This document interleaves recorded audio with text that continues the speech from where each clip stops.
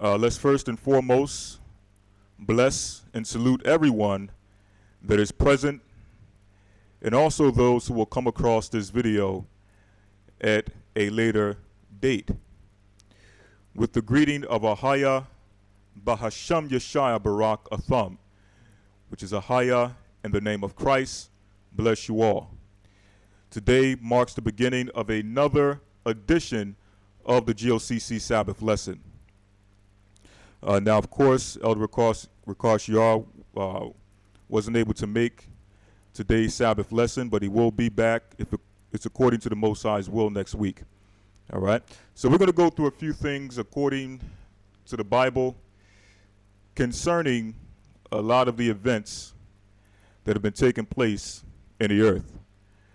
Mainly what's taking place in the United States. I know a lot of you are aware of what's pretty much been taking over the media outlets by storm. The story of the shooting that happened in Ferguson, Missouri. All right.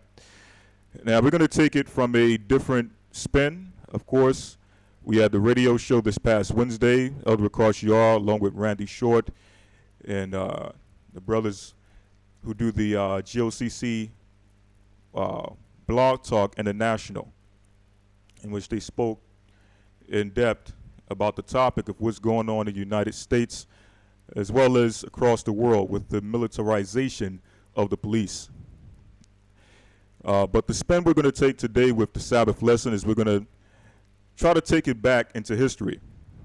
For those of our brothers and sisters who are not familiar with our teachings, what we believe, and those who may be at a loss as far as what's taking place in the earth with all of these shootings and murders of what the earth would call African Americans, Hispanics, what they would call minorities, but according to the Bible are the children of Israel. So we're going to take you back in history to show you from empire to empire, from kingdom to kingdom, how there have always been an assault on the children of Israel.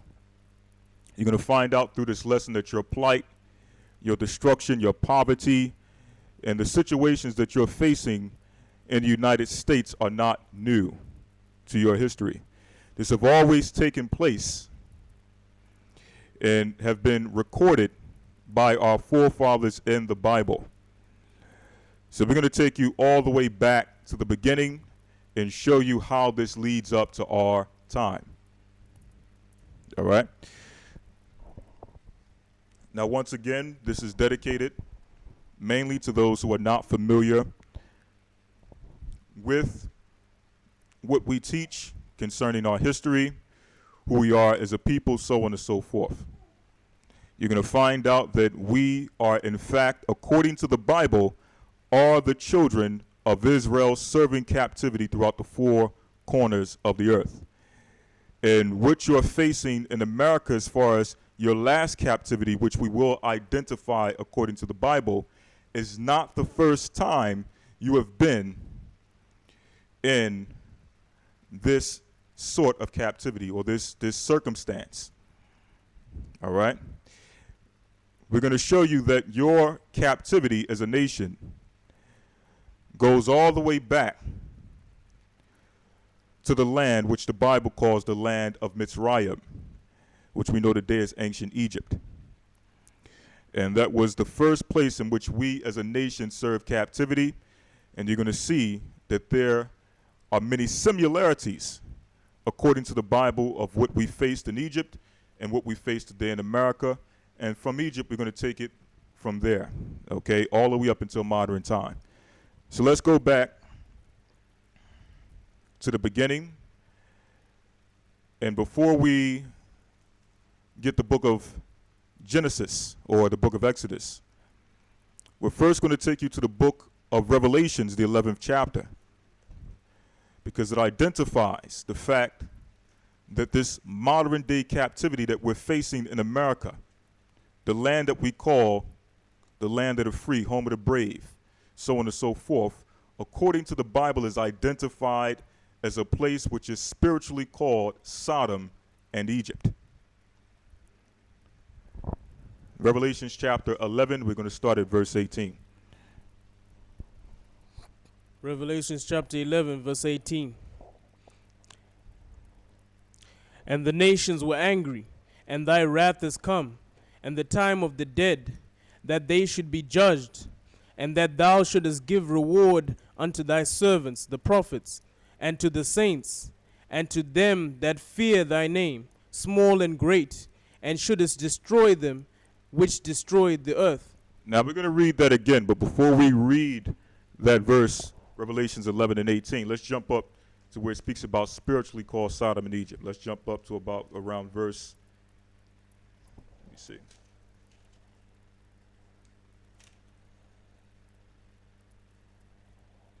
Let's jump up to about verse,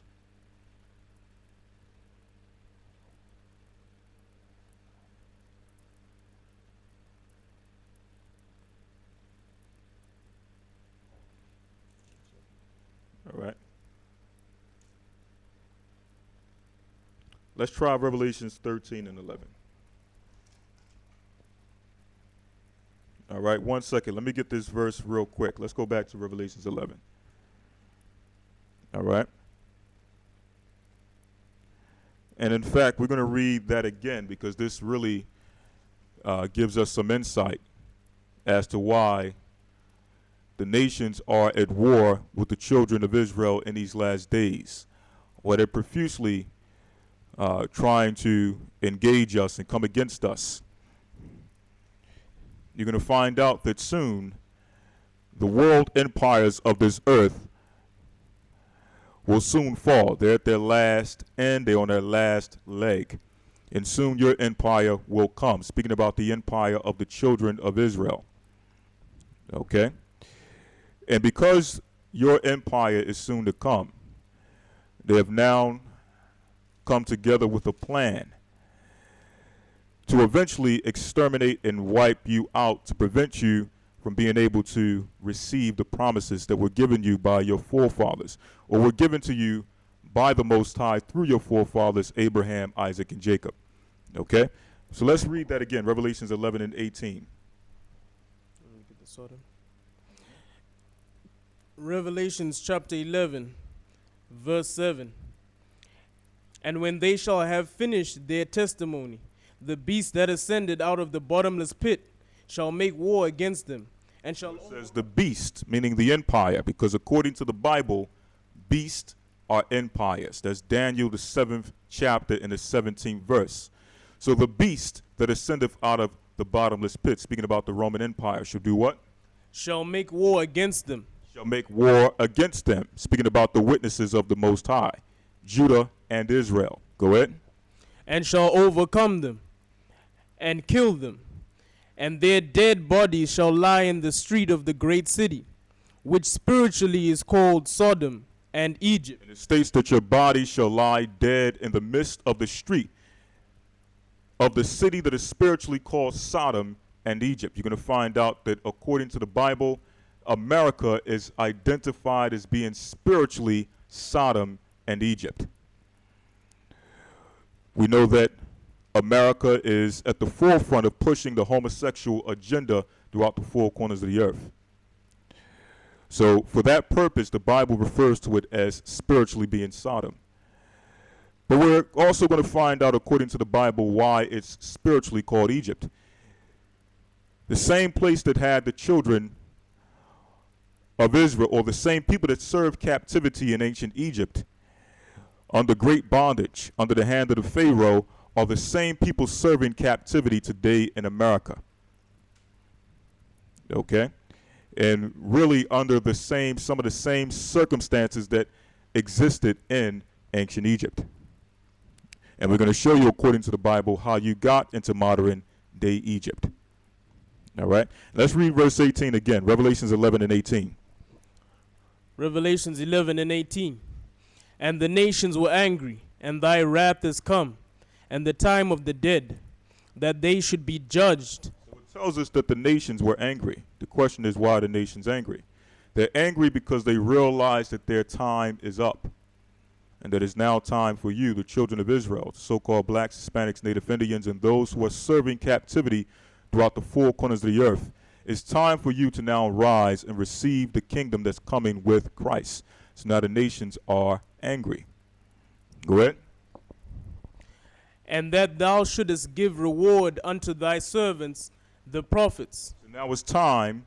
We're coming into the time in which Christ will return, and a reward will be given to his servants, the prophets. So the Most High servants, the prophets. Go ahead. And to the saints, and them that fear thy name. It says, unto the saints and unto them that fear thy name. We're going to identify, according to the Bible, who the saints are. And it's not who they've been teaching you according to modern day religion. The Pope is not a saint. Mother Teresa is not a saint. Those who they have plastered all over your Roman Catholic Church, these are not saints. You're going to find out that according to the Bible, the children of Israel are the saints. And these are the same people that are being murdered in high number throughout the four corners of the earth, mainly in the United States of America. All right, go ahead. And shouldest destroy them which destroy the earth. And it tells us that a time will come in which the Most High will destroy them that destroy the earth. So a lot of people ask, what is the remedy for all of the violence, the rape, robbery, murder, pollution, so on and so forth?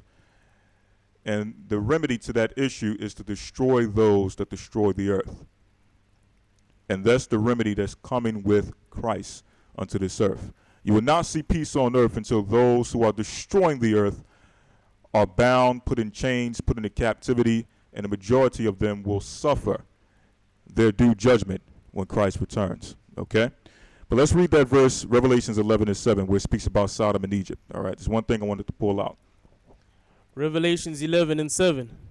And when they shall have finished their testimony, the beast that ascended out of the bottomless pit shall make war against them, and shall overcome them. And States he shall make war against them. You're going to find out that this empire is making or has made war or declared war against the children of Israel.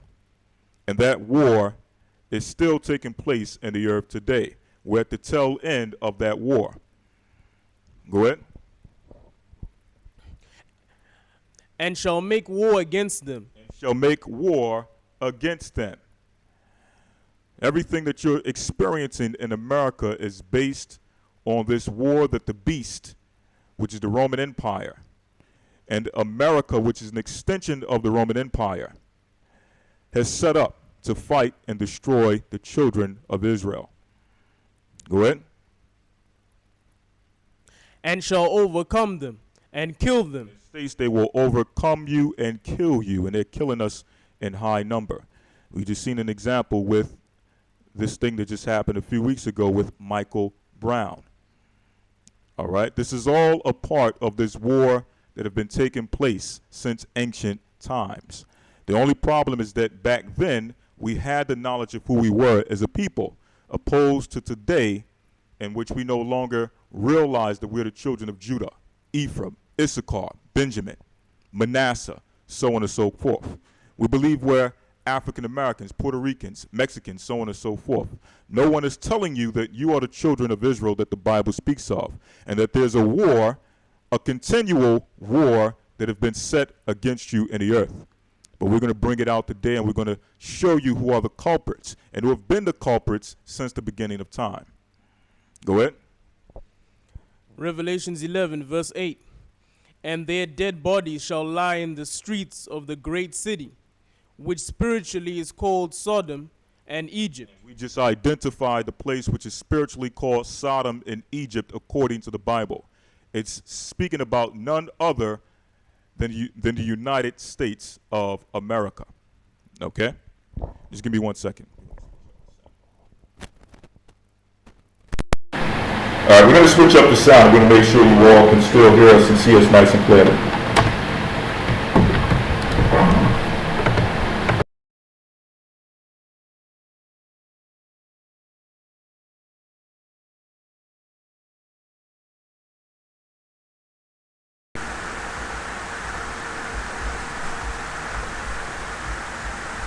Testing, testing, 1, 2. Before we continue, we want to make sure that you all can still hear us and see us nice and clearly.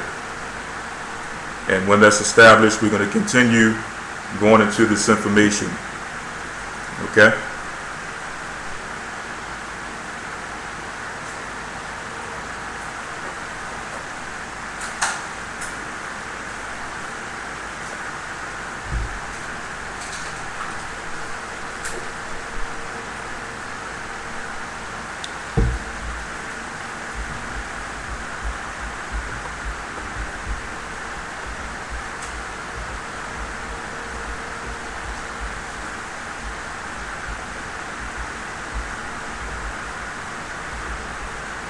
Let's make sure you all can hear us and see us.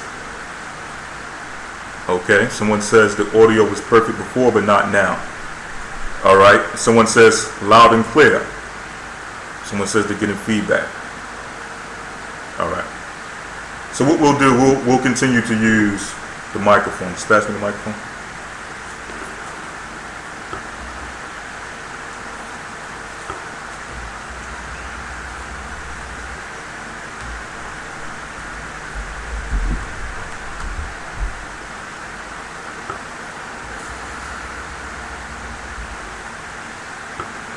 All right, so let's change this back up. Okay. So now let's go back to the beginning of the children of Israel's captivity, the children of Israel's servitude. In the book of Exodus, the 1st chapter.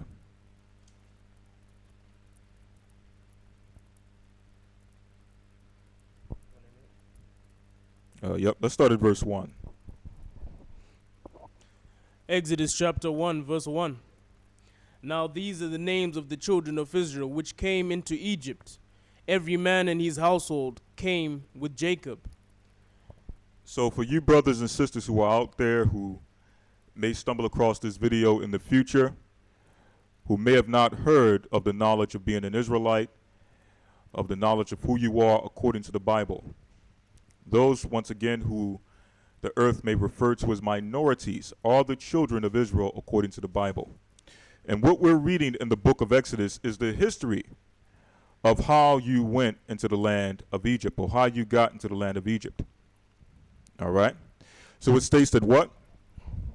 Now these are the names of the children of Israel which came into Egypt. So this is the name of the children of Israel which went into Egypt.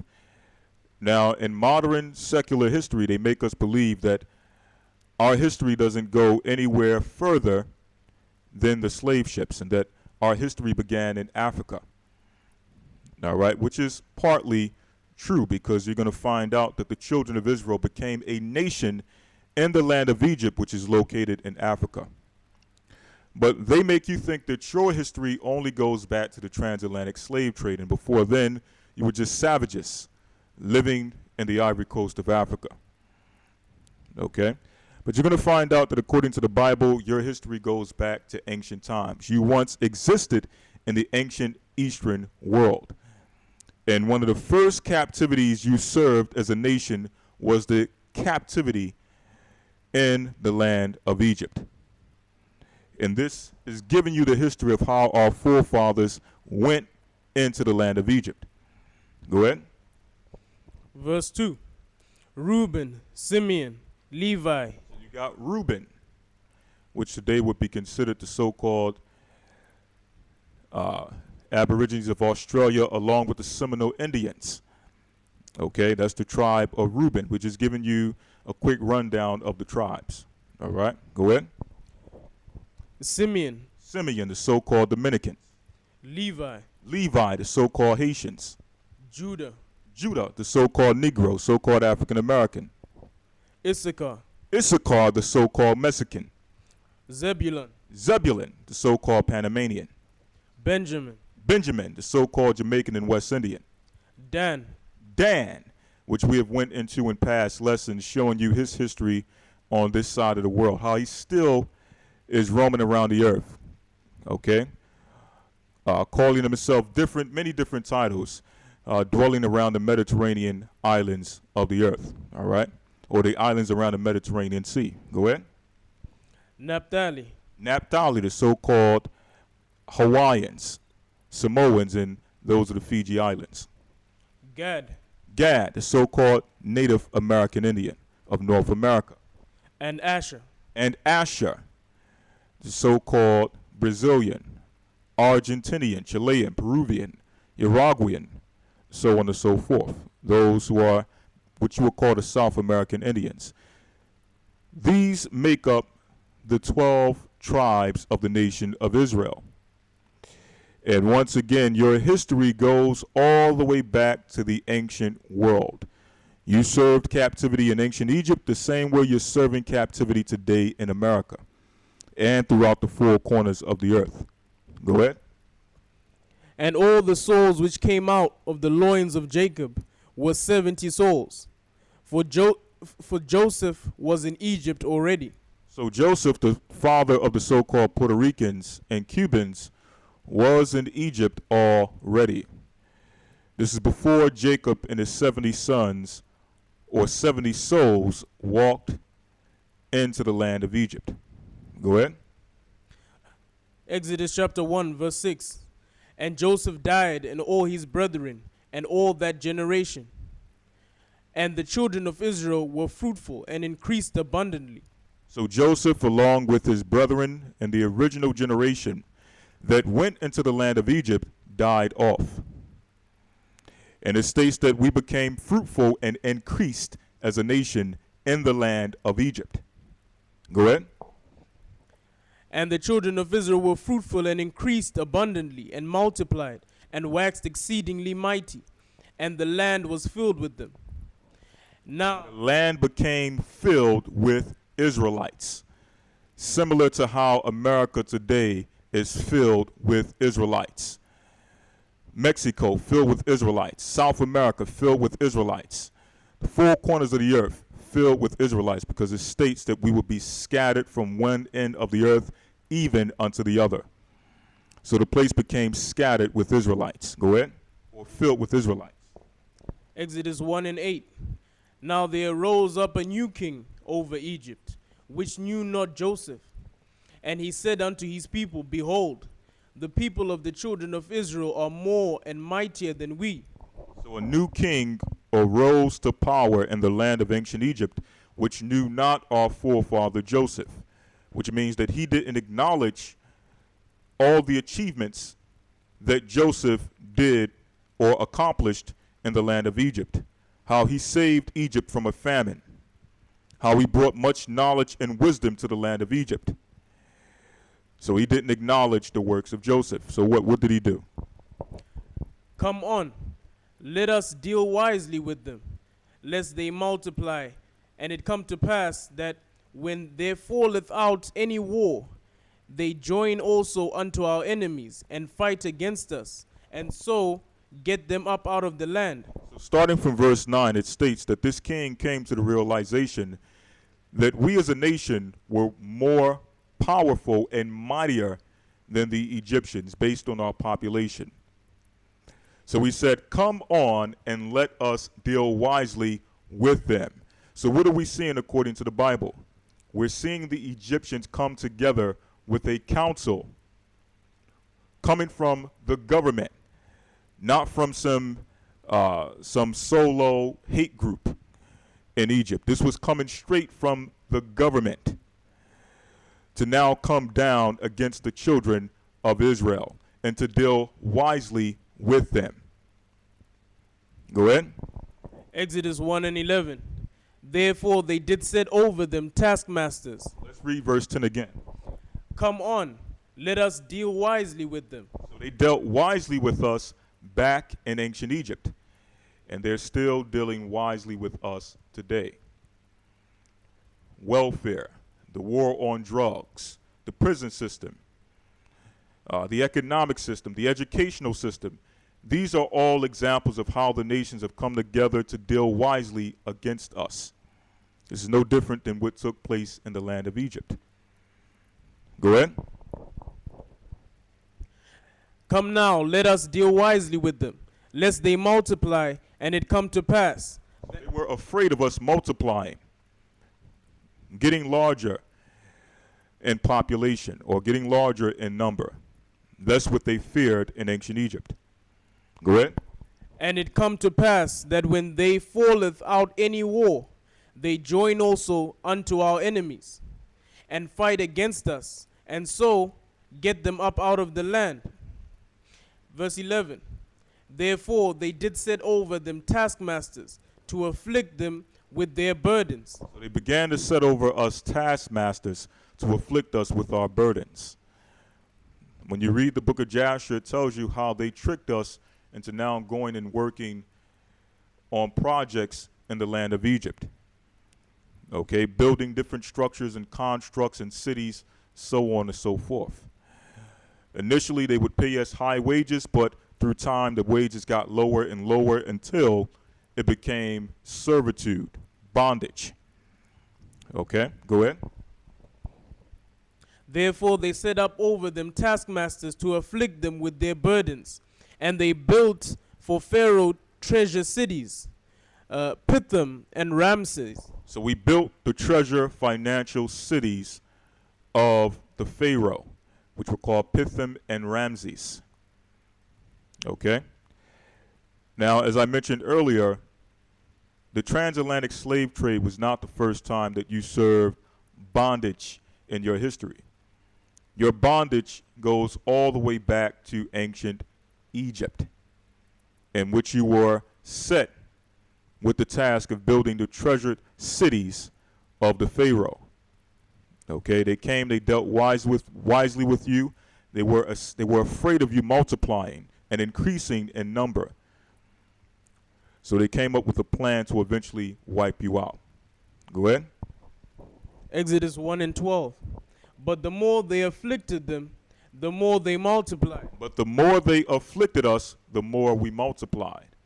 And we can bear witness to that today.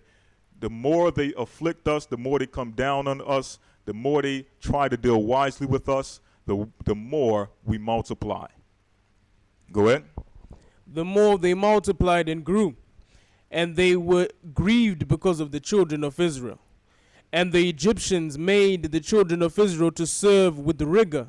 They made us to serve with rigor. They made us to serve under harsh conditions. Go ahead. And they made their lives bitter with hard bondage. They made our lives bitter with hard bondage. So what so-called African American, Hispanic, Native Indian, so on and so forth, cannot identify with what we're reading in the book of Exodus, the first chapter. Okay? Growing as a population, and then all of a sudden someone comes up with a plan to make your life miserable. Have you working on jobs and working in situations in which it's almost life-threatening. Okay? Serving and working under harsh conditions. And then it also states that what? Verse 14, and they made their lives bitter. It states they made our lives bitter with harsh bondage. Okay? So your history goes back before the transatlantic slave trade. You served slavery back in ancient Egypt under the same circumstances that you're experiencing today in America. Okay, go ahead. In mortar and in brick, and in all manner of service in the field. All their service wherein they made them serve was with rigor.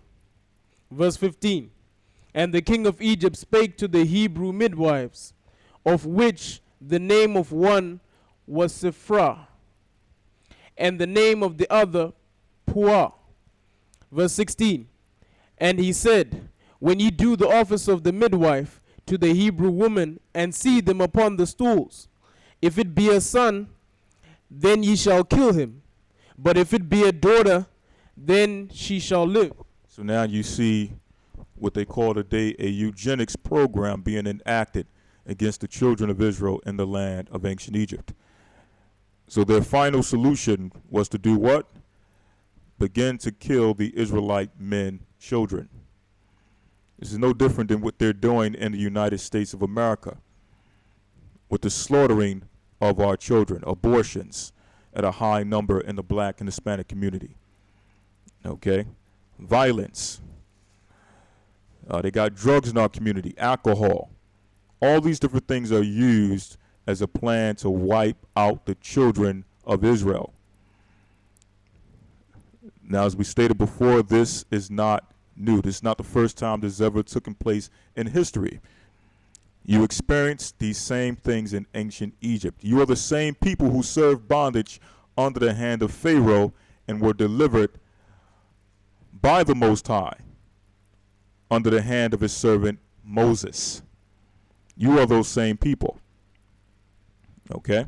So now we're going to take you through a few more captivities of our history to show you how this leads up to our modern time. Okay?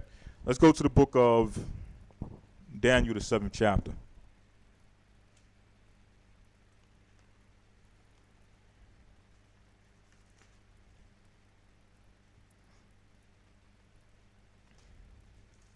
Because the Bible is not just a book of spirituality, a book of laws. It's also a book of history, and it contains the history of the children of Israel. All right, we showed you the history of how you served bondage in ancient Egypt. Now we're going to show you the history of how you went from many different empires serving captivity, and how what we're going through in America today is the height of our captivity, which means we're at the end of our servitude. Okay? Let's go to the book of Daniel, the 7th chapter, and the first verse. Daniel chapter 7, verse 1. In the first year of Belshazzar, king of Babylon, Daniel had a dream and visions of his head upon his bed. Then he wrote the dream and told the sum of the matters. So in the first year of Belshazzar, which is about 555 BC, you had Daniel the prophet who was having dreams and visions upon his bed. So after he had these dreams and these visions, he awoke and he began to write the sum of the matters.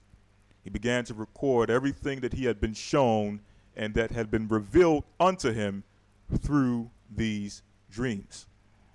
Go ahead. Verse 2.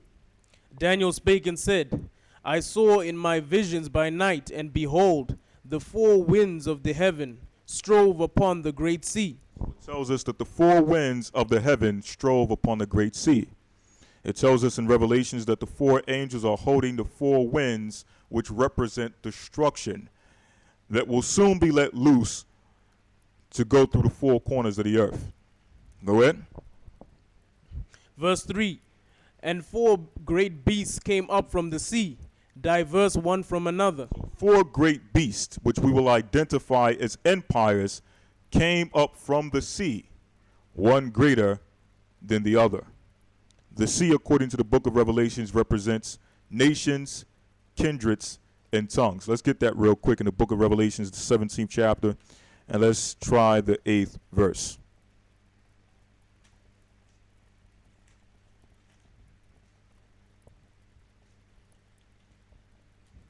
Revelation 17.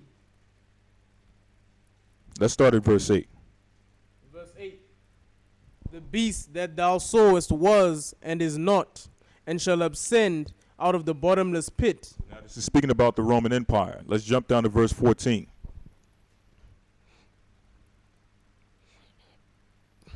Verse 14. These shall make war with the Lamb, and the Lamb shall overcome them. For he is the Lord of lords and King of kings. And they that are with him are called the chosen and faithful.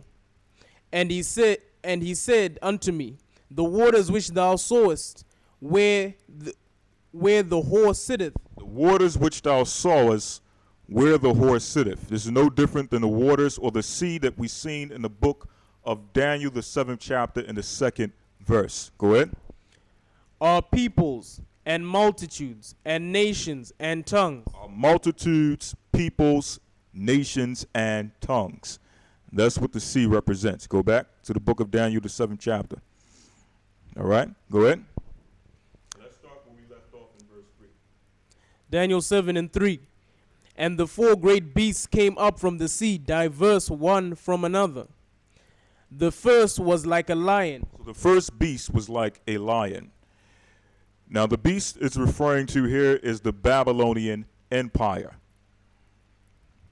the Babylonian Empire.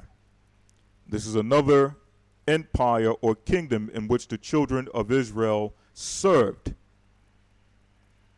So your history goes back way deeper than slave ships, then roots, then Kuta Kinte, so on and so forth.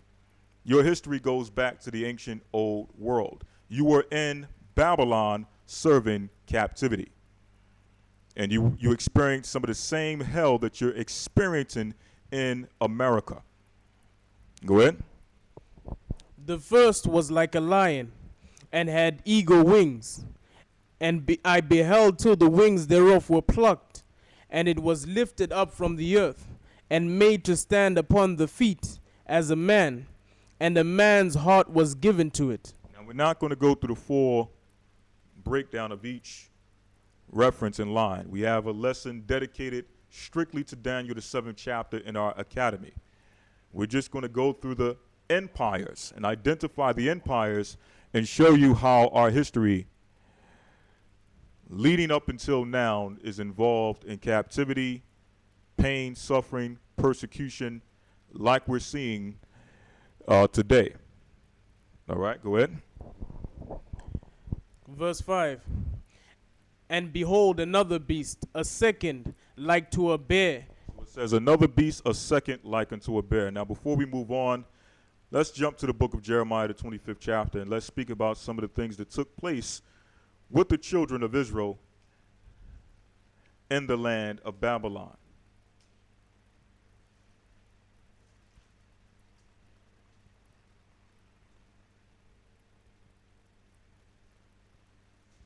Let's start at the book of Jeremiah, chapter 25, verse 8. Jeremiah 25 and 8. Therefore thus saith the Lord of hosts, because ye have not heard my words, behold, I will send and take all the families of the north, saith the Lord, and Nebuchadnezzar the king of Babylon, my servant, and I will bring them against this land, and against the inhabitants thereof. So because the children of Israel became hard-headed and stiff-necked and decided that we didn't want to keep the laws, statutes, and commandments of the Most High God, who delivered us out of the same captivity we read earlier in the land of Egypt, he decided to give us over into the hand of the nations to serve captivity and bondage. And one of the captivities we served was the Babylonian captivity. We're now reading the history of how this came about. Go ahead. Jeremiah 25 and 9. Behold, I will send and take all the families of the north, saith the Lord, and Nebuchadnezzar the king of Babylon my servant, and I will bring them against this land and against the inhabitants thereof, and against all these nations round about, and will utterly destroy them. And that's a key point. The Most High said that he would bring Nebuchadnezzar and the families of the north against us. Okay? So we sometimes look and we like to blame the other nations. We like to blame the other governments and what they're doing. But we must realize that it's because of our disobedience that the Most High brought Nebuchadnezzar against us. All right? And it's for the same purpose that we went into captivity in the Americas. Let's hold this and let's get Deuteronomy, the 28th chapter.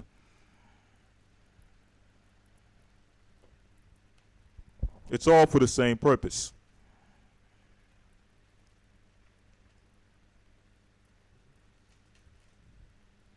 Deuteronomy 28 and 15. Deuteronomy chapter 28, verse 15.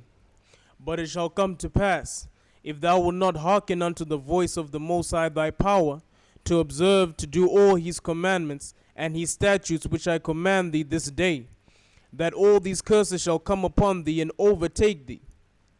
So all of these curses will overcome you and take you. All right? Let's jump down to verse 46. Verse 46. And they shall be upon thee for a sign and for a wonder. These curses that are mentioned in the book of Deuteronomy, the 28th chapter, would be upon you for a sign and a wonder. and upon thy seed forever. and upon your seed forever. So we, the seed of Israel, are still experiencing the curses that was placed upon us for the disobedience of our forefathers. Okay, go ahead. Verse 47. Because thou servest not the Most High thy power with joyfulness and with gladness of heart, for the abundance of all things. Because we did not serve the Most High power with joyfulness and gladness and want of all things. Therefore, thou shalt serve thine enemies, which the Most High shall ascend against thee in hunger and in thirst and in nakedness and in want of all things. So this is an example of what we're experiencing in our captivity. The nations that are over us have control over our water supply, they have control over our food supply, and they have control over our raiment, our clothing supply. All right? This is all based on the curses of Deuteronomy, the 28th chapter, based on the disobedience of our forefathers. Go ahead. Verse 49. No, sorry. Verse 48. Therefore thou shalt serve thine enemies, which the Lord shall send against thee in hunger, and in thirst, and in nakedness, and in want of all things. And he shall put a yoke of iron upon thy neck, until he have destroyed thee. Until he have destroyed you. And you're being destroyed as we speak. Why is this taking place? Because of what we're reading in Deuteronomy, the 28th chapter. Because you disobeyed the laws, statutes, and commandments of the Most High. Or better yet, your forefathers disobeyed the laws, statutes, and commandments of the Most High. And we continue in our ignorance to disobey the laws, statutes, and commandments, and we're suffering because of it. Okay? So let's jump back to the book of Jeremiah, the 25th chapter, and let's read the 9th verse. Jeremiah 25 and 9. Behold, I will send and take all the families of the north, saith the Lord, and Nebuchadnezzar the king of Babylon my servant, and I will bring them against this land, and against the inhabitants thereof. The Most High brought the Babylonians against us. Go ahead. And against all these nations round about, and will utterly destroy them. And he says he will utterly destroy them. Go ahead. And make them an astonishment, and a hissing, and a perpetual desolation. Moreover, I will take from them the voice of mirth, and the voice of gladness, and the voice of the bridegroom, and the voice of the bride, and the sound of the milestones, and the light of the candle. Verse 11. And this whole land shall be a desolation and an astonishment, and these nations shall serve the king of Babylon 70 years. So we as a nation were forced to serve the king of Babylon for 70 years. That's another captivity that the children of Israel experienced in the old world. Long before the transatlantic slave trade, the slave ships bringing you to America, the Caribbean islands, so on and so forth, you served captivity in the ancient world. And you caught hell and destruction and persecution and pain in the ancient world. The same way you're catching hell, destruction, pain, and persecution in America. Okay, go ahead. Verse 12. And it shall come to pass, when 70 years are accomplished, that I will punish the king of Babylon. So after the captivity was up, what happened? The Most High punished the king of Babylon.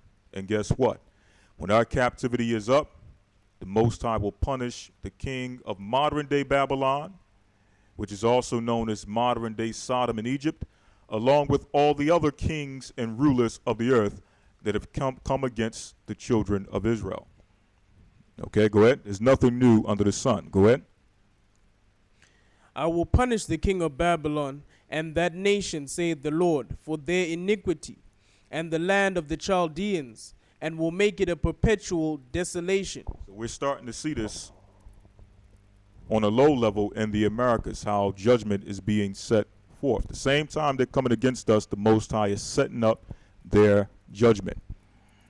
Okay, he's sending storms, he's sending all types of things on America that will eventually cause its destruction. Go ahead. Verse 13.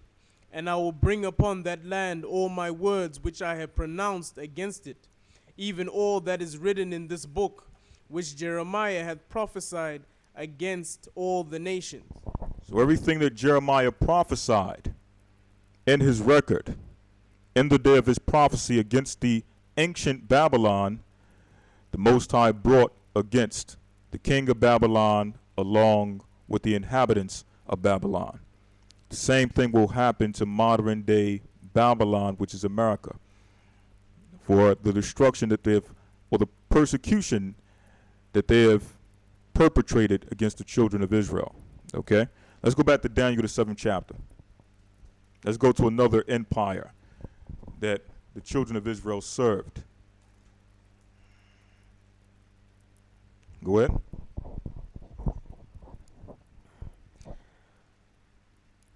Daniel chapter 7, verse 6. After this I behold, and lo, another like a leopard, which had upon its... Verse 5. And behold, another beast, the second like a bear. There was another beast like a bear, which according to prophecy and history is identifying the Medo-Persian Empire. Go ahead. And it raised up itself on one side, and it had 3 ribs in the mouth of it between the teeth of it. And they said thus unto it, Arise, devour much flesh. This is a prophecy concerning the Medo-Persian Empire, another place in which we served captivity. Go ahead. Verse 6. After this I behold, and lo, another like a leopard, which had upon its back, upon the back of it 4 wings of a fowl.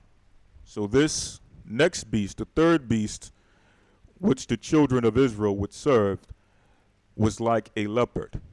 And it had what? And it had, which had upon its back 4 wings of a fowl. And it had 4 wings of a fowl upon his back. Go ahead. The beast had also 4 heads, and dominion was given to it. And it had 4 heads representing the 4 generals that came from the original horn, which was Alexander the Greek. Go ahead. Verse 7. After this I saw in the night vision, and behold, a 4th beast, dreadful and terrible and strong. So we also serve captivity in ancient Greece. And we caught hell, destruction, pain, and persecution amongst the ancient Grecians.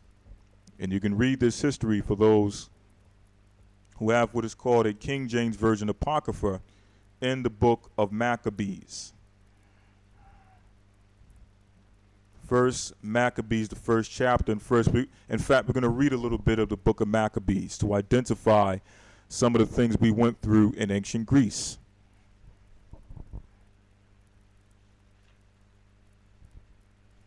Go ahead. The first book of Maccabees, chapter 1.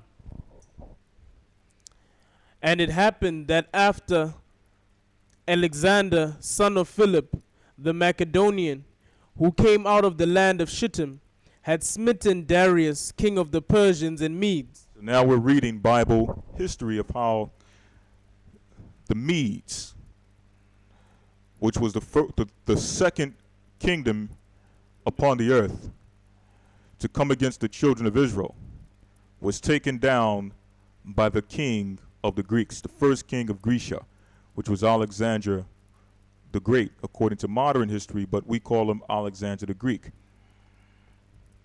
And it says that what?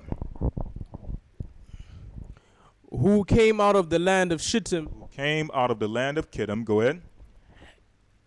Had smitten Darius, king of the Persians. And he smit Darius, the king of the Persian and Medes. So he would be the next on earth to enslave and destroy the children of Israel. Go ahead. That he reigned in his stead, the first over Greece. Verse 2. So he was the first over Greece, meaning the first Idumean to rule over Greece. Because there were many kings in the land of Greece before Alexander the Greek. He was the first Idumean king to rule in the land of Greece. And with Alexander the Greek came with this earth caused white supremacy. This is the first instance in history of white supremacy on the earth. All right? What we're saying is not racism, this is just truth. It's the first time in which the Idumeans came out of their original habitation and eventually went throughout the four corners of the earth, conquering other nations and gaining rulership and supremacy over the earth. Go ahead. Verse 2. And made many wars, and won many strongholds, and slew the kings of the earth. Verse 3. And went through to the ends of the earth. And it states he went through to the ends of the earth. This was the first Idumean, or what you would call today, European empire, to go through the ends of the earth and conquer other nations in a cycle or in a attempt to rule over the earth. Go ahead. And took spoils of many nations. And he took the spoils of many nations. Yes, our people served under Alexander the Greek, and a historical figure. You can go into a library, any history book, anywhere on this earth, and you can read about Alexander the Greek. And he's written of in the Bible. Okay? And it's written of how we served under his empire. Go ahead. In so much that the earth was quiet before him. The earth was quiet before him. No one could take down Alexander the Greek. He was powerful. Go ahead. Whereupon he was exalted, and his heart was lifted up.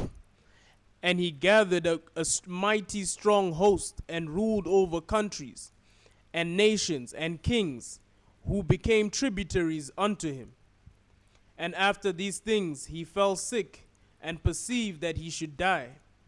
Wherefore he called his servants, such as were honorable, and had been brought up with him from his youth, and parted his kingdom among them, while he was yet alive. Let's jump down to Antiochus Epiphanes and some of the atrocities. Verse 7. So Alexander reigned 12 years, and then died. And his servants bare rule everyone in his place. And after his death, they all put crowns upon themselves. So it took Alexander 12 years to conquer the earth. Go ahead. The then known world. And then all those that were with him from his youth, his four generals, eventually came and took supremacy over the earth. You had the Ptolemies, the Seleucids. You had Ptolemy, Seleucid, Lysimachus, and Cassandra. These were the four generals under Alexander the Greek. Go ahead. And after his death, they put crowns upon themselves. And so did their sons after them many years. And evils were multiplied in the earth. So when they began to rule, evils were multiplied in the earth. Speaking about the European Idumean rulership. Go ahead. Chapter 10, verse 10. And they came out of them a wicked root, Antiochus, surnamed Epiphanes, son of Antiochus the king, who had been in hostage at Rome, and he reigned in the 137 year of the kingdom of the Greeks. So 137 years after Alexander came Antiochus Epiphanes. Go ahead. In those days went out of Israel wicked men who persuaded many, saying, let us go and make a covenant with the heathen that are round about us. So yes, you think your sellout pastors and preachers are something new to us in America. Well, this existed in ancient history. In the Grecian Empire, we had the same thing. All right, those same demonic spirits that operate today with your Reverend Jesse Jackson, your Al Sharptons, operated with some of the leaders in ancient Israel in past times. And I was shocked when I seen that with this new case with Michael Brown, that many of our people have woken up and have become wise to the guiles and the wiles of your Jesse Jackson and Al Sharpton. Okay, you got many people who are speaking up and stating that they are sellouts, that they're not doing anything to help the people out there in Missouri, so on and so forth. Why? Because like the men in ancient Greece who served under the ancient Grecian Empire, amongst the Israelites, you had many wicked men who sold out the people and were persuaded to go and serve the Greeks. Okay, go ahead. First Maccabees chapter 1 verse 11. In those days went there out of Israel wicked men who persuaded many, saying. So they persuaded many. Okay, they went out, did the marches, and did all the good talks and fair speeches. No justice, no peace, so on and so forth. Okay, go ahead. Saying, let us go and make a covenant with the heathen that are round about us. Their whole plan was to make a covenant with the nations that were round about us. Go ahead. For since we departed from them, we have had much sorrow. Because since we separated ourselves from these nations, we've had much sorrow. We lost our benefits, okay, our finances, so on and so forth. We lost everything we've had because we're separated from the nations. This is what the wicked rulers were preaching in Israel or in Greece in ancient times, okay? We're still in Israel, but we were under the captivity of the Grecians. Okay, go ahead. For since we departed from them, we have had much sorrow. Verse 12. So this device pleased them well. So you had many people who agreed and were persuaded by these wicked rulers.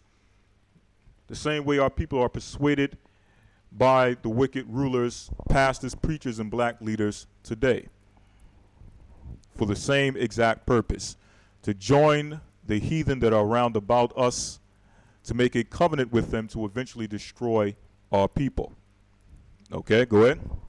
Verse 13. Then certain of the people were so forward herein that they went to the king, who gave them license to do after the ordinances of the heathen. So some of the people were so wicked that they went to the king and asked for licenses to partake in the wicked practices of the heathen. Okay, go ahead.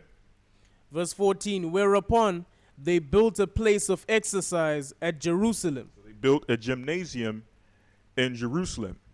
Now, one thing about the ancient Grecian gymnasiums is that they didn't just go there to do exercise. Okay?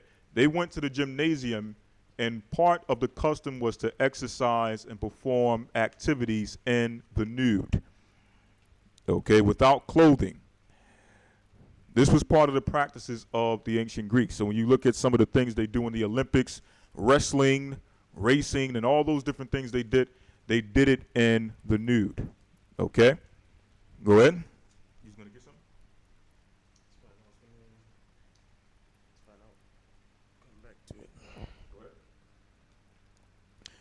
Whereupon they built a place of exercise at Jerusalem, according to the custom of the heathen, and made themselves uncircumcised, and forsook the holy covenant, and joined themselves to the heathen, and were sold to do mischief. Our people were sold to do mischief. They were persuaded by their leaders to go against the Most High, to go against the law, statutes, and commandments, to serve the other nations. At this time, the nation we were serving chiefly were the Grecians. All right? And this is no different than what's taking place with us today in modern day America. All right? Being persuaded by our leaders to go against the Most High, to go against the law, statutes, and commandments, and to sell out, to be a part of what they consider the American dream, to have a piece in the American pie. All right? Okay? What you got? Linking with the gymnasium. Joel 3 and verse 2. It says, I will also gather all nations and will bring them down into the valley of Jehoshaphat, and will plead with them for my people and for my heritage Israel, who they have scattered amongst the nations and parted my land. Verse 3. And they have cast lots for my people. So now it's going into the judgment that's going to take place with the nations. As I mentioned earlier, the same time that they're coming against us, they're militarizing the police, They have the new Ebola vaccine scare, or the new Ebola virus scare, which will lead to a Ebola vaccine, which will really be the cause of a outbreak. Okay?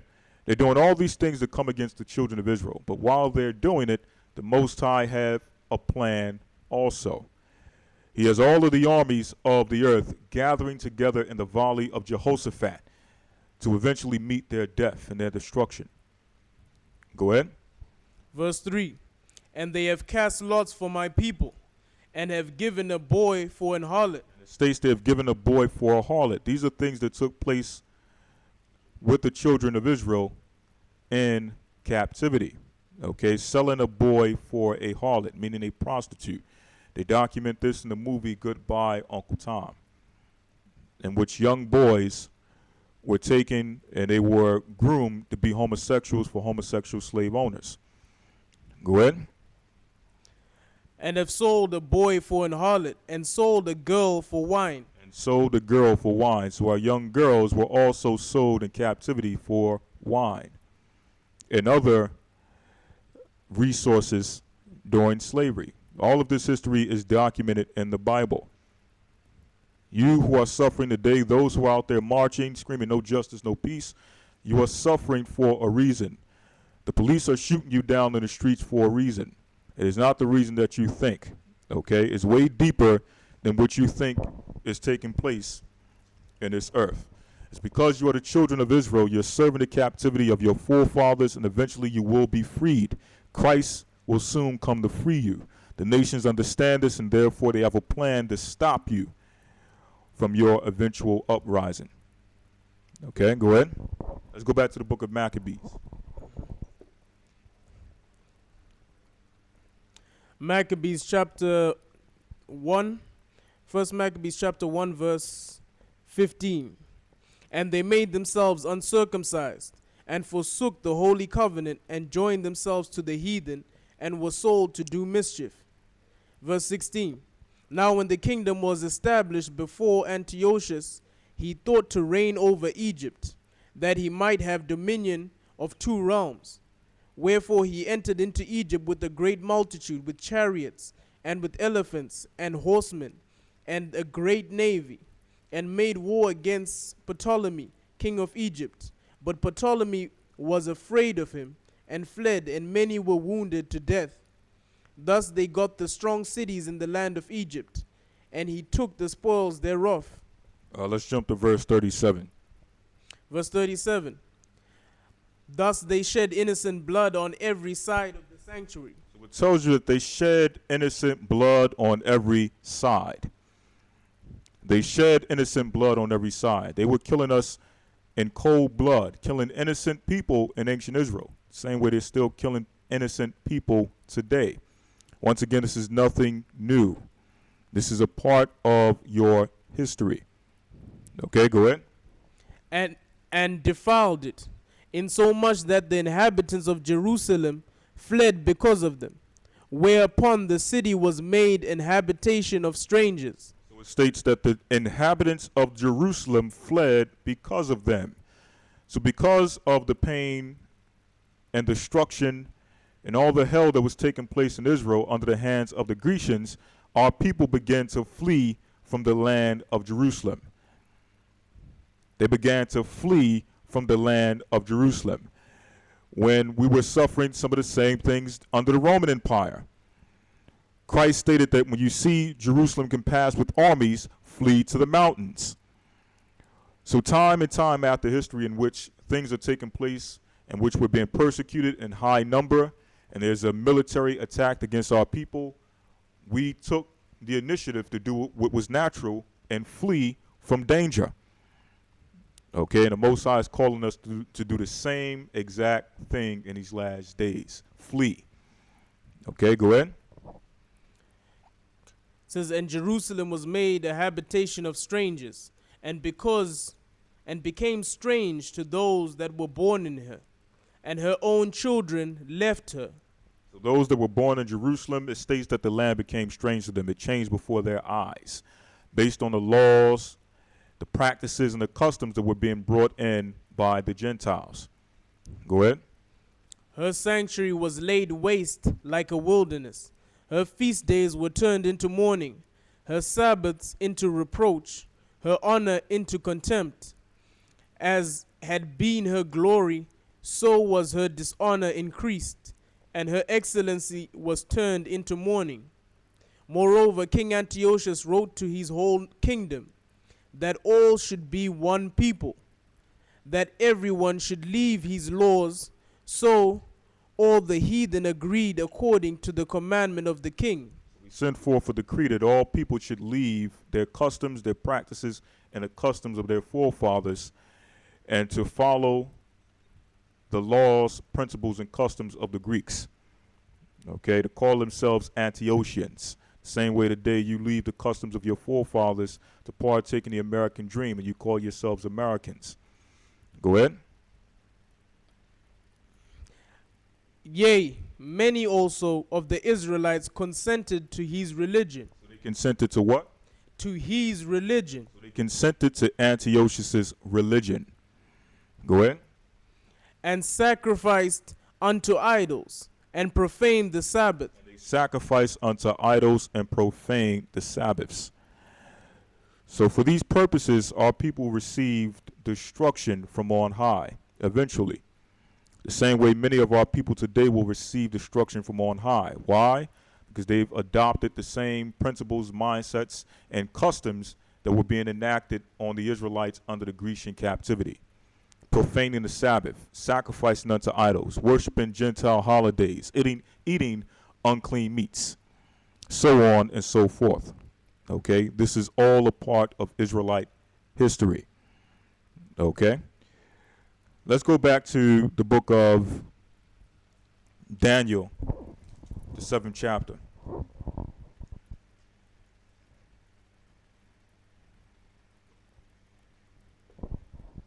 Let's get the last empire, and after that, let's go to Genesis 25. Daniel 7:7. After this I saw in the night vision, and behold, a fourth beast, dreadful and terrible, and strong exceedingly. And it had a great iron teeth. It devoured and brake in pieces. This is now speaking about the Roman Empire, which was diverse from all the other beasts that came before it, and it devoured and brake in pieces, meaning it broke down other nations and colonized these other nations. Okay, he broke down and colonized. That's what it means when it says he brake and devoured in pieces. Go ahead. And stamped the residue with the feet of it, and it was diverse from all beasts and that were before it, and it had 10 horns. Verse 8. I considered the horns, and behold, they came up among them another little horn. So even after the Roman Empire, which was the fourth beast on earth, there came up another little horn. You're going to find out that this little horn is none other than America, prophesied in the Bible to rule in the last days. Go ahead. Before whom they were 3 of the first horns plucked. Before whom there were 3 of the first horns plucked. Out of the 10 horns of Rome, 3 were used in order to build America: France, Spain, and Great Britain. Those are the 3 horns which eventually would be used to create the one little horn, which is America. Go ahead.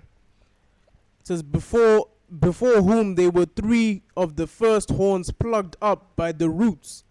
And behold, in this horn were eyes like the eyes of a man. So now this is speaking about America. So these are all empires which would eventually rule over the children of Israel. Now before we go back to Daniel 7 and go any further, we're going to show you what ancient war that began in ancient times would continue and pick up in those last 2 empires, speaking about the Grecian and Roman Empire. Because there was a time in which the forefather of these empires did not have a land of inheritance, neither did he have rulership over the earth. But it was prophesied that eventually he would gain rulership. And once he gained rulership, he would carry out a plan to destroy the children of Israel, or better yet, to destroy his own brother Jacob. Let's go to the book of Genesis, the 25th chapter and the 25th verse. As a matter of fact, starting at verse 20. Genesis 25 and 20. Genesis 25 and 20.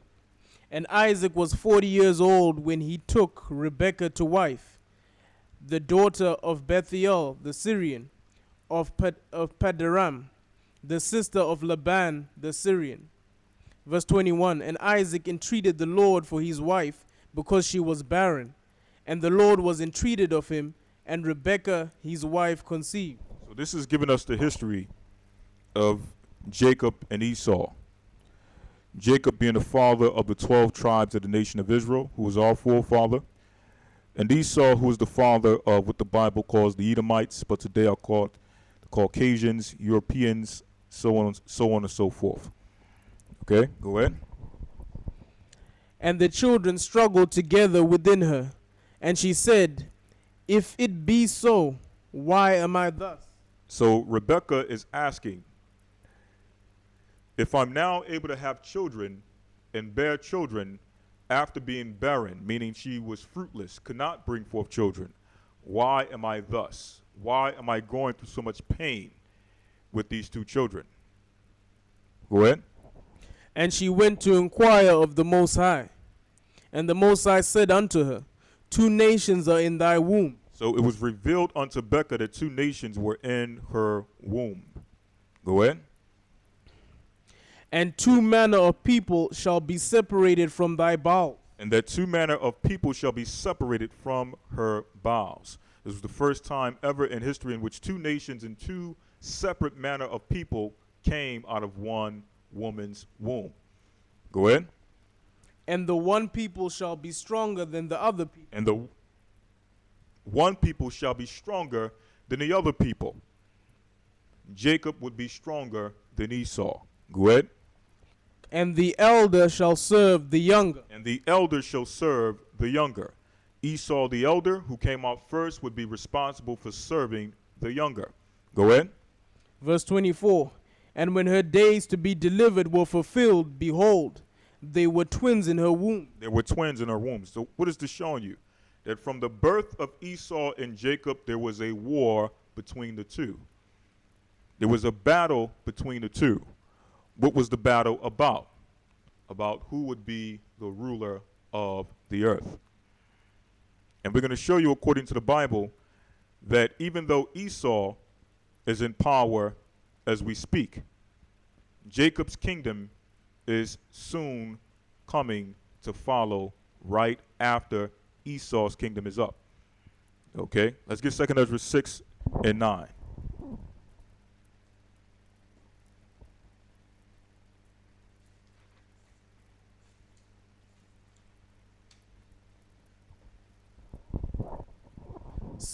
Second Ezra 6 and 9. I'm going to start at verse 8.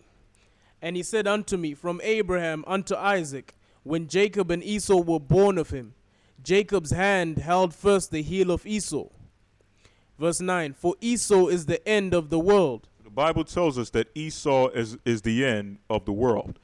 So when the disciples asked Christ, which shall be the sign of thy coming and of the end of the world? Whose end are they speaking about? They're speaking about the end of Esau's world. Go ahead. For Esau is the end of the world, and Jacob is the beginning of it that followeth. And Jacob is the beginning of it that followeth. So no soon as Esau's kingdom falls, Jacob's kingdom would be the one to follow after. Those who are in power and rulership understand this prophecy, and they're trying to stop you, Jacob, from obtaining your promise, your kingdom. All right, back to Genesis 25. Genesis 25, verse 25. And the first came out red all over, like an hairy garment. So the first came out red all over, like an hairy garment. This is the birth of the so-called European, who the Bible calls Edom or Esau.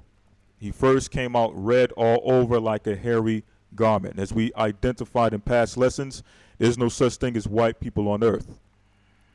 All right? If we can give you an example, my shirt is white. The turban or the mitre on my head is white. No one in the earth is the color of my shirt or my mitre. Okay? You have people who are different shades of red, and you have others who are different shades of brown. There's no such thing as white people on earth.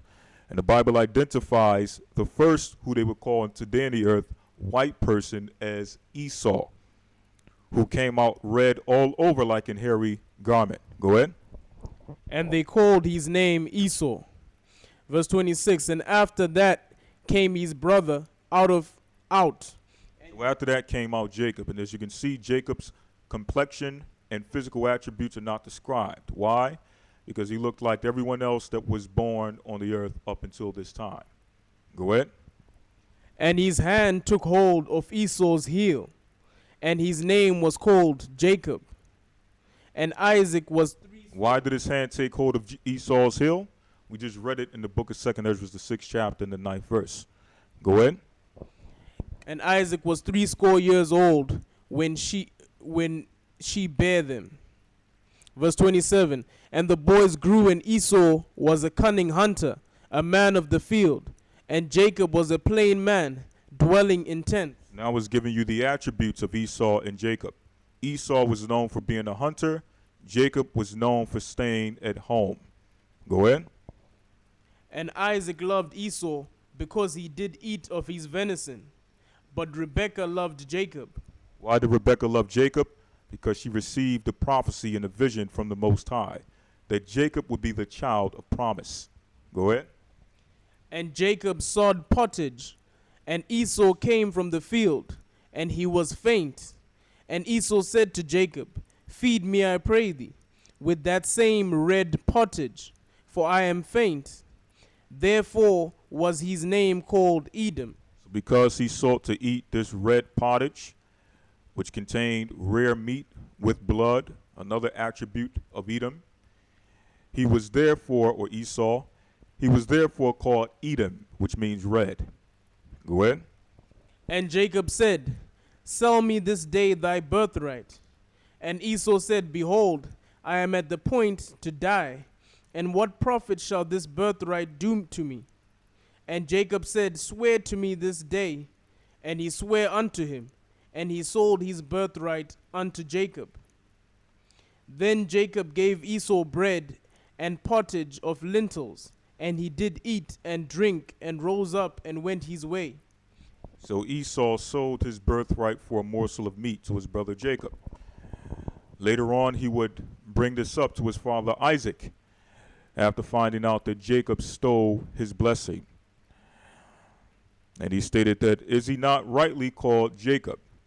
For he have tricked me these 2 times. First he stole the blessing, and then first he stole the birthright, and eventually he would take the blessing.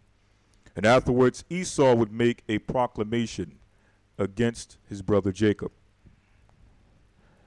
Genesis 27:41. And Esau hated Jacob because of the blessing wherewith his father blessed him. So it tells you that Esau hated Jacob based on the blessing in which Jacob received. And Esau is no surprise to tell you that he still hates you unto this day. He have created secret societies, councils. He have created an educational system, a financial system, a religious system to keep you mentally, physically, financially, and spiritually under arrest, to show forth his hatred to his brother Jacob. And that hatred is now being displayed on so many levels in this earth, and which will eventually lead to what the Bible calls Jacob's trouble, which is their last stand against Jacob before Jacob is delivered. Go ahead. And Esau hated Jacob because of the blessing wherewith his father blessed him. And Esau said in his heart, the days of mourning for my father are at hand. Then will I slay my brother Jacob. Then will I slay my brother Jacob. And one of the greatest judgments that's going to be brought against the children of Edom is based on the violence against their brother Jacob. Let's get Obadiah, the 10th first chapter and the 10th verse.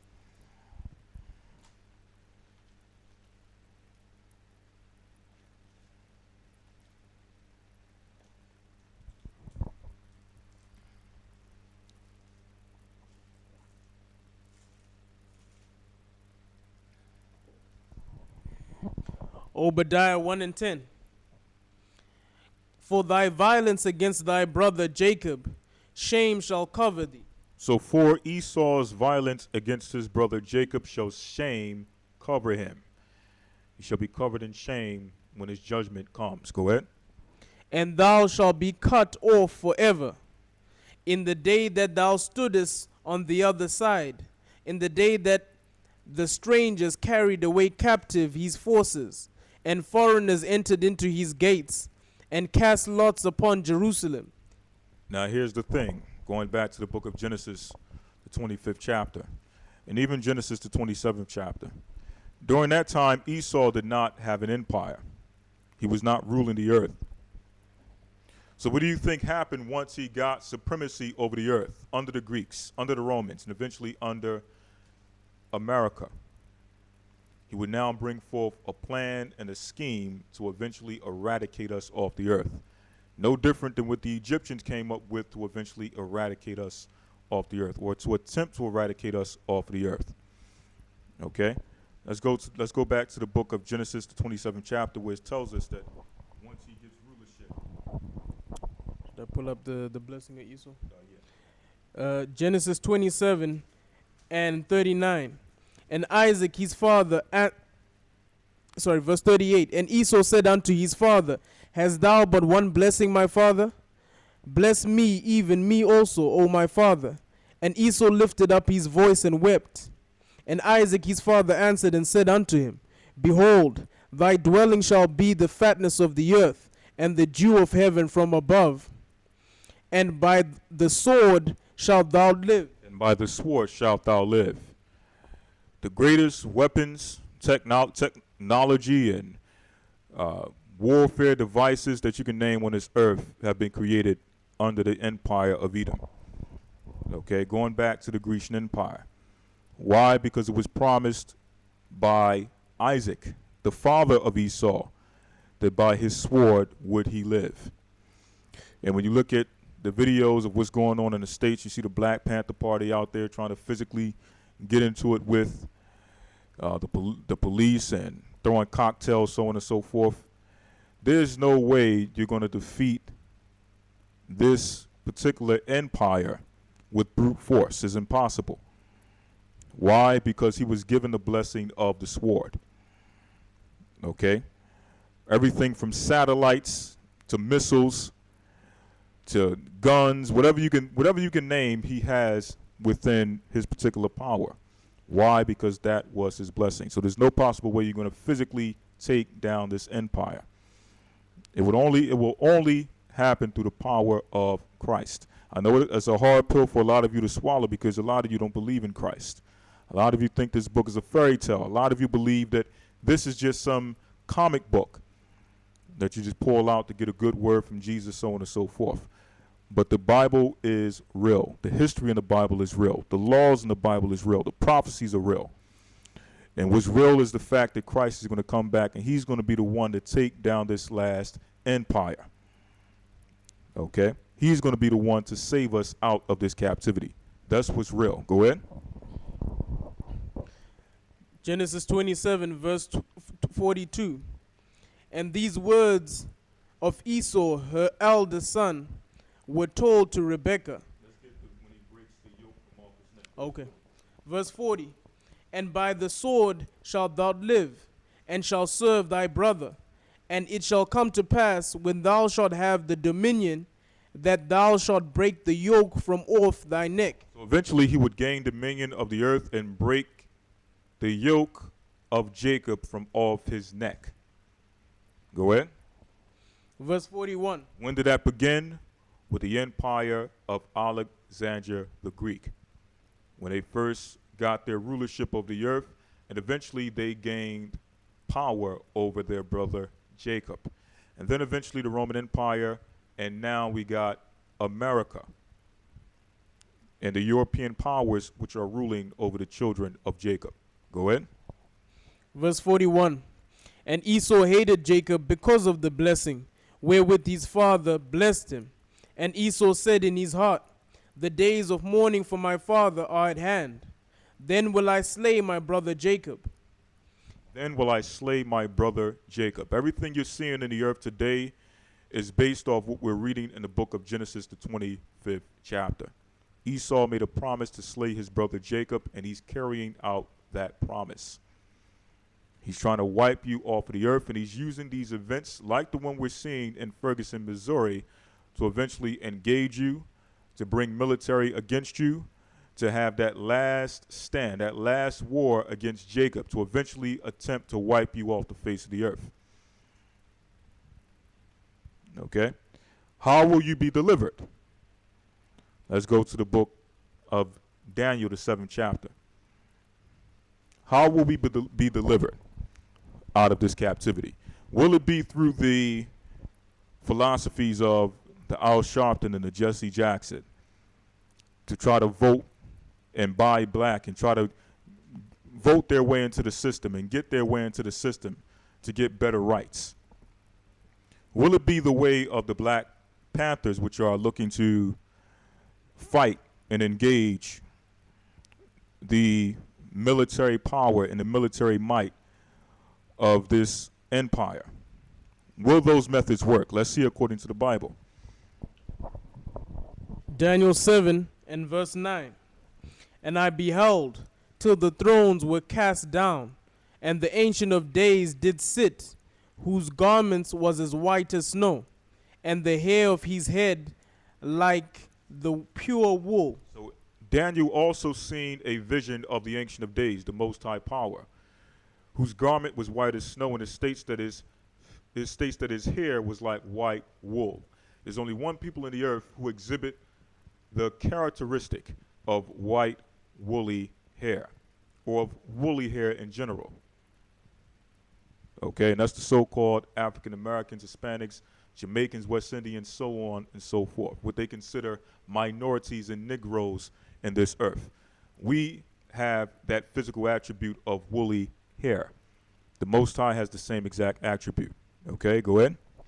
His throne was like the fiery flame, and his wheels as burning fire. A fiery stream issued and came forth from before him. Thousands ministered unto him, and 10,000 times 10,000 stood before him. And judgment was set, and the books were opened. So judgment was set, and the books were opened. Go ahead.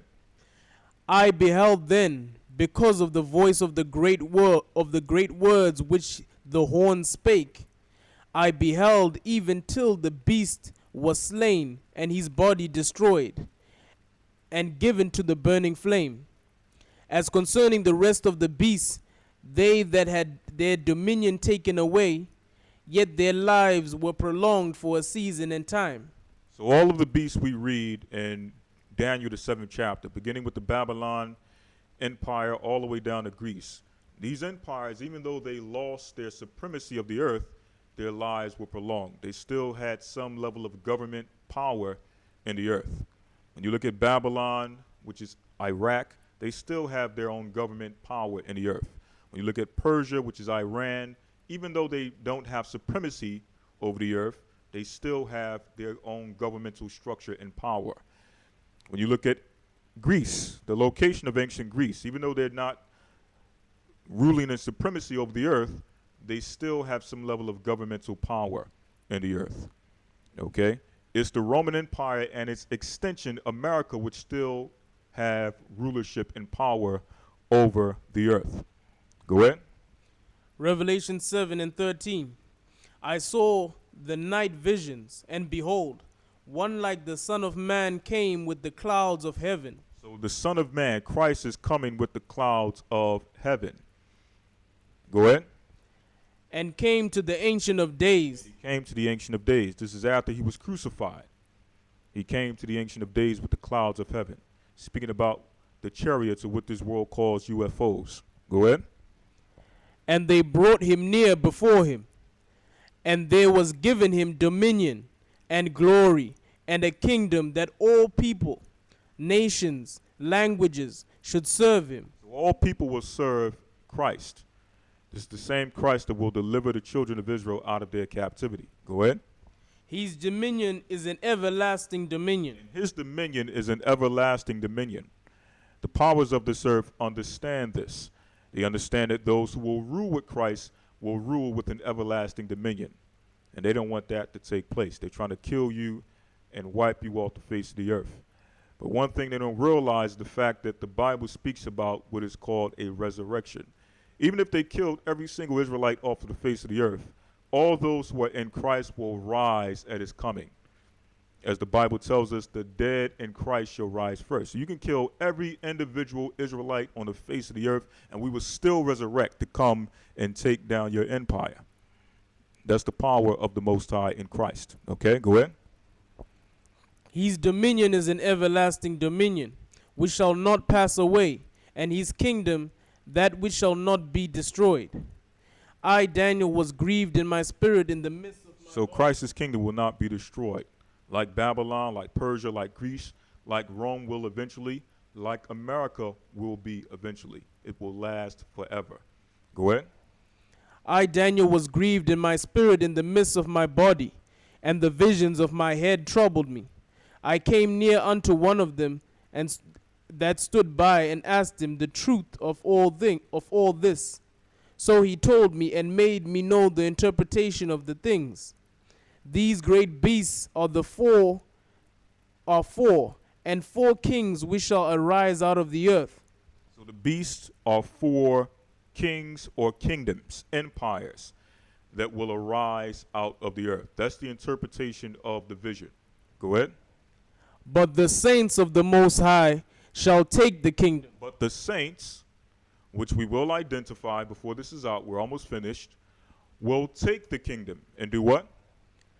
And possess the kingdom forever, even forever and ever. So we will possess the kingdom, or those who are counted saints will possess the kingdom forever, even forever and forever. Okay? So no longer will we be shot down in the streets like dogs.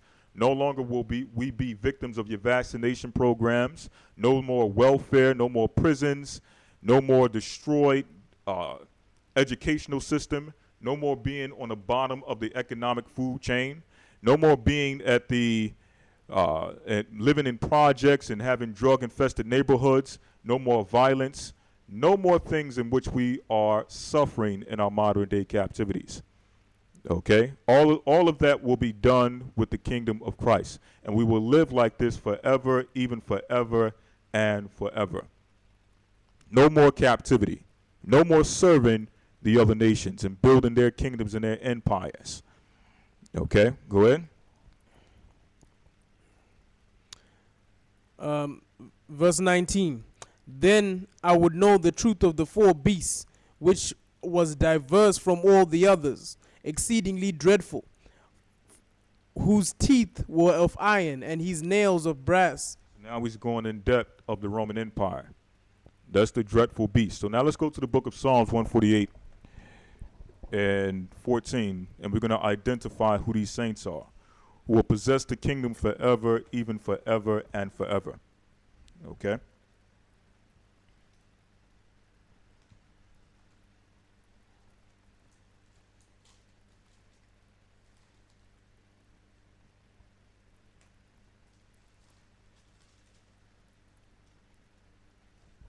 Psalms 148:14. Psalms 148 and 14. He also exalted the horn of his people. He also exalted the horn of his people. Horn represents light or power. Go ahead. The praise of all his saints. The praise of all his saints. So his saints are synonymous with his people. Go ahead. Even of the children of Israel. Even of who? Of the children of Israel. Even of the children of Israel. The same people we identified earlier as the so-called blacks, Hispanics, Native Indians, and those who are suffering persecution and pain throughout the four corners of the earth. You are the saints of the Most High Power. Those of you who acknowledge Christ, keep the testimony of Christ, the faith of Christ, and keep his commandments. Okay?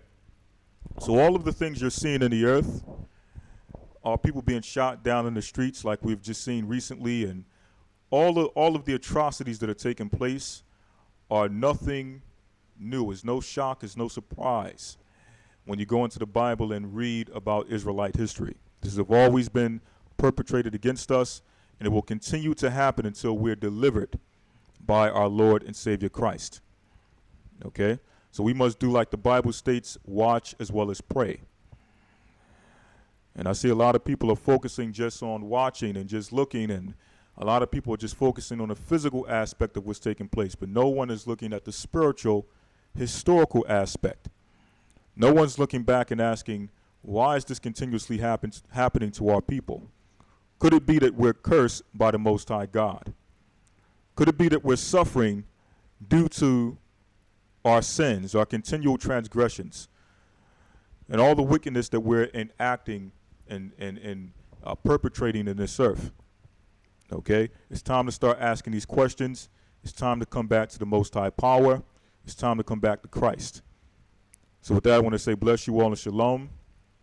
Hopefully that brought forth edification and understanding. And what we'll do at this moment, we'll answer about 5 minutes of questions, and then we'll close out and allow Brother and Elder Gabar to come in with his law segment on the Sabbath. Okay? Give me 1 second.